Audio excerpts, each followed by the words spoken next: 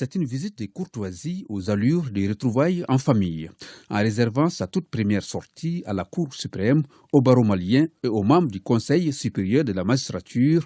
48 heures après sa nomination, le nouveau ministre de la Justice et des Droits de l'Homme, garde des Sceaux, a voulu poser les bases d'une collaboration solide, une marque de confiance que les hauts magistrats et les avocats apprécient dans toute sa dimension. Nous sommes très heureux aujourd'hui au niveau de la Cour suprême d'avoir été choisi par le nouveau garde des Sceaux pour sa première visite.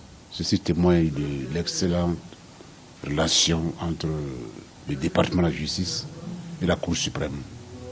Et sa nomination quand même a suscité beaucoup d'espoir dans le monde judiciaire parce que nous savons qu'il est de la maison, un avocat et par sur quoi il fut bâtonnier du barreau. Donc à ce titre-là, il connaît suffisamment les problèmes de la justice. Et nous pouvons beaucoup compter sur lui pour mener à bien l'action publique à ce qui concerne la justice et les différentes réformes qui aujourd'hui sont nécessaires pour relancer notre appareil judiciaire. C'est une tradition de notre barreau que nous connaissons pour l'avoir pratiquée. Et lorsqu'un bâtonnier est appelé pour les services, pour rendre des services, pour être au service de la nation, il est reçu traditionnellement dans une visite de courtoisie, certes brève, mais qui permet à l'ensemble des membres du Conseil de l'Ordre et aux bâtonniers d'échanger avec M. le ministre sur la dimension, sur la portée, sur l'engagement et réaffirmer la disponibilité du barreau à continuer à œuvrer dans toutes les actions qui concernent la cité. À chaque étape, le ministre de la Justice a eu une séance de travail avec les responsables de l'appareil judiciaire. Dans un contexte sociopolitique assez préoccupant, la justice est appelée à relever dans l'urgence d'immenses défis.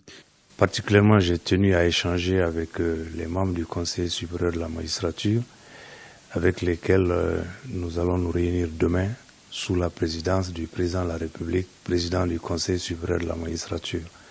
Nous avons donc échangé autour de l'ordre du jour de cette importante réunion, au cours de laquelle les magistrats vont faire des propositions et des suggestions au président de la République, de fortes recommandations pour résoudre les aspects institutionnels de la crise qui secoue le pays en ce moment.